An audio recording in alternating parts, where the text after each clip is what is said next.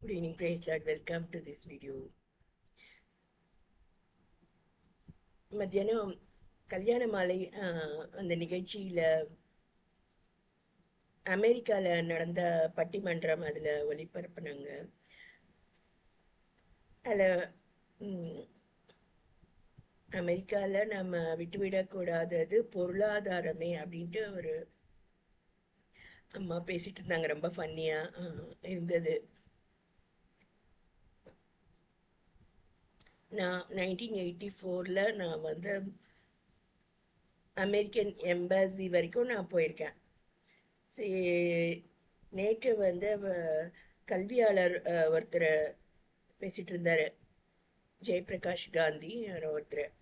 அவர் வந்து என்ன சொல்லிட்டு இருந்தாருன்னா, நீங்கள் ஏதோ ஒரு கோர்ஸில் ஜாயின் பண்ணோன்னா +2 முடிச்சுட்டு இருக்கீங்க அப்படின்னா வந்து சொந்தக்காரங்களை கேட்காதீங்க அப்படின்னு அவர் அட்வைஸ் பண்ணிட்டு இருந்தார்.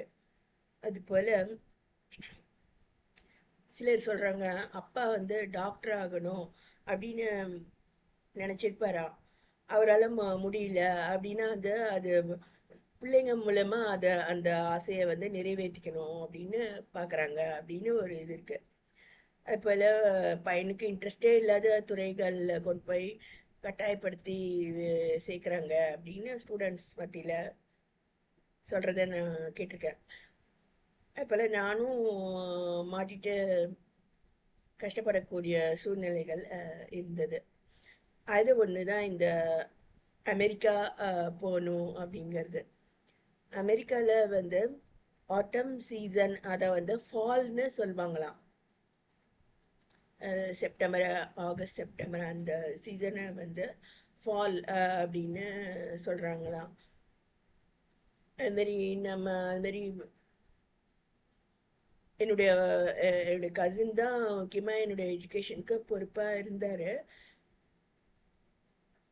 அவருக்கு ஆசை போல் இருக்குது அமெரிக்காவில் போய் நம்ம பிழைக்கணும் அப்படின்னு சொல்லிட்டு. அவருடைய நண்பர்கள் வந்து அது மாதிரி இவர் ஒன்று சொன்னால், நான் கிட்டார் கற்றுக்கணும் அப்படின்னு ஆசைப்பட்டு வாங்கி கற்றுக்க ஆரம்பித்தேன்.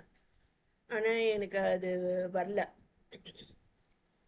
அதை உடனே இவர் போய் எல்லா ஃப்ரெண்ட்ஸ்கிட்டையும் சொன்ன உடனே அதுமாரி ஆஃப்டர் த ஃபால் வந்து நான் அங்கே அமெரிக்காவில் தான் இருக்கணும் அப்படின்னு யாரோ ஃப்ரெண்டு சொன்னதாக வந்து சொல்லிட்டு இருந்தார்.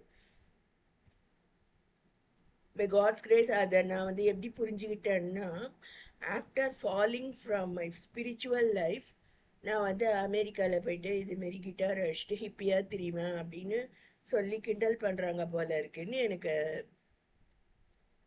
நான் அப்படி நினச்சிட்டேன். ஸோ அதோட கிட்டாரையும் தூக்கி போட்டுட்டேன். எம்பசி வரைக்கும் போய் பார்த்தேன்னா அங்கே வந்து அங்கே எம்பசியில் இருக்க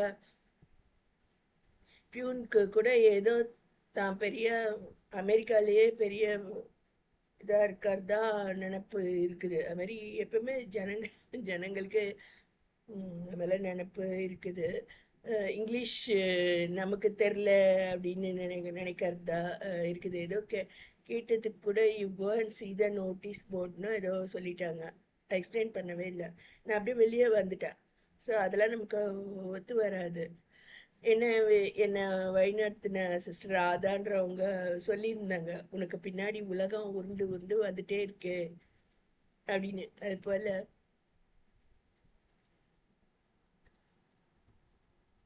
ஃபால் அப்படின்னா நான் வந்து உலகத்தின் பிள்ளையா மாறுறது தான் அப்படின்னு நான் அங்கே வச்சு உணர்ந்துட்டேன். அதனால நான் அமெரிக்காவுக்கு போகிற திட்டத்தை கை விட்டுட்டு வேலூர்லேயே நான் என்னுடைய ஊழியத்தை 84ல் ஆரம்பிச்சிட்டேன். கத்தர் என்னோட இருந்தார். கத்தர் சொல்லாமல் நம்ம ஒரு இடத்துக்கு போகிறோம்னு அது மாதிரி ஃபாலோ ஆகிறதுக்கு நிறைய வாய்ப்புகள் இருக்குது. ஸோ அமெரிக்காவுக்கு போய் தான் நம்ம ஃபாலோ ஆகணும்னு இல்லை. இந்தியாவிலே கூட நம்ம வந்து நம்முடைய நம்முடைய ட்ரெஸ்ஸை மாற்றிக்கலாம். நான் இப்போ ஜீன்ஸ் போட்டுட்டு ஏதோ பேகீஸ் மாதிரி ஏதோ போட்டுட்டு திரியலாம். அதெல்லாம் கூட ஃபால் தான். அதுபோல் ஆண்கள் பார்த்தீங்கன்னா குடுமி மாதிரி வச்சுட்டு போகலாம். எங்கள் வீட்டில் ஒரு கசின் பிலீவராக இருக்காங்க. அவங்கள வந்து அது மாதிரி தான் ஃபால் ஆக வைக்கணும் அப்படின்ட்டு அவங்க பிரதர்ஸ் சொல்கிறாங்களாம். அவங்க முடி நரைச்சிட்டு இருக்கிறத வந்து டை பண்ணி விட்டுறணும் அப்படியெல்லாம் சொல்கிறாங்க அப்படின்னு அந்த சிஸ்டர் வந்து என்கிட்ட சொன்னாங்க. ஸோ நம்ம படிக்கலாம், அமெரிக்கா கூட போகலாம். ஆனால் நம்ம ஸ்பிரிச்சுவல் லைஃப்பில் அது வந்து நம்முடைய வீழ்ச்சிக்கு வழிவகுக்காமல் இருக்கணும். ஸோ இது நான் பிரதர் கிளிஃபோர்ட் குமார் அவர்கிட்ட தான் நான் கற்றுக்கிட்டேன்.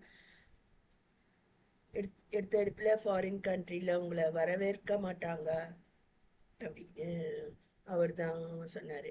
இந்தியாவிலே நீங்கள் ரிலேட்டிவ்ஸ் வீட்டுக்கு போனால் உங்களை வரவேற்கிறது அரிதாக தான் இருக்கும். அது போல் யாரும் ஒரு வாய் சோறு போடுறதுக்கு வந்து காசு இருக்குதா, வெஜிடபிள் என்ன வேலை அப்படின்ற மாதிரி யோசிக்கக்கூடிய காலகட்டங்கள் இது. அதான் அமெரிக்காவில் வந்து அமெரிக்காலே அப்படிதான், இந்தியாலேயும் அப்படிதான். பொருளாதாரம் தான் எல்லாத்துக்கும் ஆதாரம். அதை நம்ம உணர்ந்து இருக்க வேண்டியதாக இருக்கு.